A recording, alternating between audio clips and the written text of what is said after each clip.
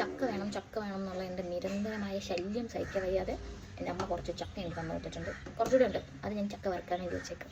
അപ്പം ഇത് വെച്ചിട്ട് അമ്മ ഉണ്ടാക്കുന്ന ഒരു ചക്ക കൂട്ടാനുണ്ട്, അതാണ് നമ്മളിന്ന് വെക്കാൻ പോകുന്നത്. നമുക്കുണ്ടല്ല വട്ടത്തിലിങ്ങനെ അരിഞ്ഞെടുക്കാം. നീളത്തിനല്ല, വട്ടത്തിന്. അവിയലല്ല, ചക്ക എരിശ്ശേരി അല്ല, അതൊന്നും അല്ല കേട്ടോ, ആ റെസിപ്പി അല്ല. കൈൻഡ് ഓഫ് കറിയാണ്. എനിക്ക് തോന്നുന്നു നമ്മളായിട്ട് ഉണ്ടാക്കുന്ന കറിയാണെന്ന് തോന്നുന്നു.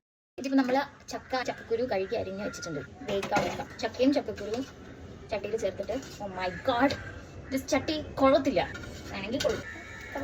ഇതിൽ നമുക്ക് വെള്ളം, ഉപ്പ്, കുറച്ച് മഞ്ഞൾപ്പൊടി ഇത്രയും ചേർത്ത് വേവിക്കാൻ വെക്കാം.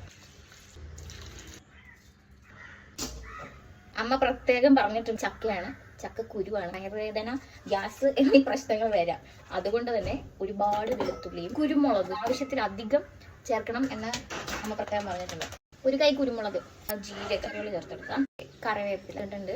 ഇത് നമുക്ക് അരച്ചെടുക്കാം. ഇങ്ങനെ അരച്ചെടുത്തിട്ടുണ്ട്, തേങ്ങയും കൂടെ ഇട്ട് തേങ്ങ ചേർത്തിട്ടുണ്ട്. കളറിന് വേണ്ടി മഞ്ഞൾപ്പൊടി, മുളക് പൊടി അരച്ചെടുക്കാം. കണ്ടോ,